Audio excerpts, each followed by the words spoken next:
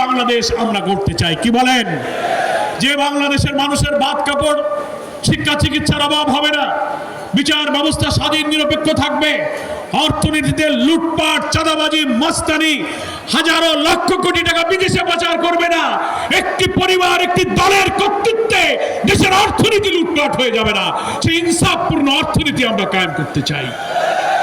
আল্লাহর উপরে বিশ্বাস করে ইসলামের কল্যাণ রাষ্ট্রের যে ধারণা, ইসলামিক ওয়েলফেয়ার স্টেটের যে ধারণা আমাদের প্রিয় নবী খোলাফায়ে রাশিদিন আমাদেরকে দিয়ে গিয়েছেন, ইসলামের যে সৌন্দর্য, beauty of Islam, welfare of Islam, ইসলামের অর্থনীতি, সমাজ, বিচার, রাজনীতি, পরিবার সব সম্পর্কে আল্লাহ তাআলা কোরআনে বলেছেন, মানুষের তৈরি করা কোনো মতবাদ, মানুষের তৈরি করা কোনো আইন, সেদিকে তোমাদের যোগ দিতে হবে না।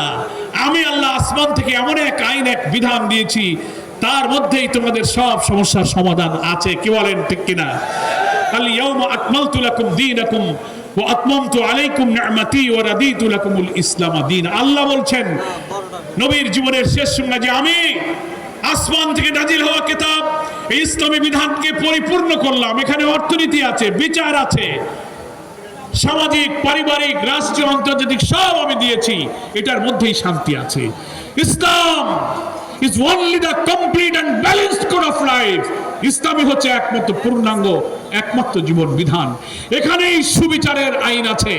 আমাদের ছাত্ররা জুলাই অভ্যুত্থানের সময় রাজপথে স্লোগান দিয়েছিল না, উই ওয়ান্ট জাস্টিস, মনে আছে আপনাদের? উই ওয়ান্ট জাস্টিস, তার মানে আমরা সুবিচার চাই, ন্যায় বিচার চাই। সেই সুবিচারের জন্য আমরা সংগ্রাম করি, কিন্তু সেই সুবিচার কোনো মানুষের কাছে নেই। মানুষের আইন দিয়ে মানুষের সুবিচার হতে পারে না। সুবিচারের উৎস হচ্ছে আসমান থেকে নাজিল হওয়া নির্ভুল জ্ঞানের উৎস কোরআন। কোরআনই হচ্ছে সুবিচারের উৎস।